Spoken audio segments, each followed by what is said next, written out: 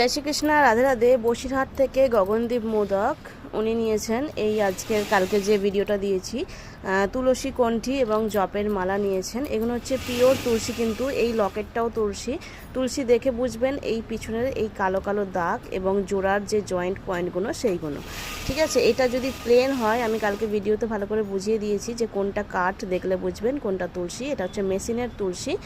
আর এখানে তুলসীর লকেটটা নেওয়া নেই, নাহলে আমি দেখিয়ে দিতাম। আর এগুলো কিন্তু পিওর তুলসী। একটা আছে, এটা রাধা লেখা আছে বড় গুটির, আর একটা ছোটো গুটির মধ্যে এরকম 3টে করে দেওয়া আছে, ঠিক আছে। উনি এরকম দুটো এই লকেট দেওয়া শ্রী রাধা লেখা দুটো হার নিয়েছেন। একটা এই গুটিটা আমার নিজেরও খুব ফেভারেট, আমার নিজের জন্য রেখেছি একটা। আর একটা জপের মালা নিয়েছেন। জপের মালা দুটো আর আছে, এটা একটা আছে আর একটা আছে পালিশ করাটা, যেটা পালিশ ছাড়াটা। আর নিয়েছেন একটা জপের ব্যাগ।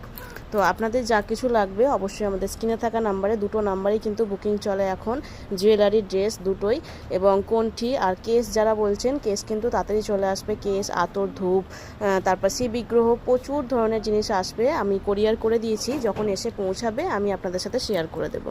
আর যাদের যা কিছু লাগবে অবশ্যই লাস্ট মেসেজটা একটু করে রাখবেন, কারণ প্রচুর পরিমাণে মেসেজ আসছে, আমরা বুঝতে পারছি না কোনটার জন্য আপনারা মেসেজ করেছেন। লাস্ট মেসেজ যদি তুলসী কণ্ঠী হয় বা তুলসী মালা হয়, অবশ্যই তুলসী বলে লিখে রাখবে, বা জপের ব্যাগ হলে জপের ব্যাগ, পোশাক হলে পোশাক বা ড্রেস, বা কেশ হলে কেশ বা চুল, যে কোনো কিছু, হেয়ার, যা কিছু নেবেন অবশ্যই লাস্ট মেসেজটা করে রাখবেন, যাতে আমরা যেটা নিয়ে যখন বসবো আপনাদেরকে দিতে যেন সুবিধা হয়। জয় রাধে।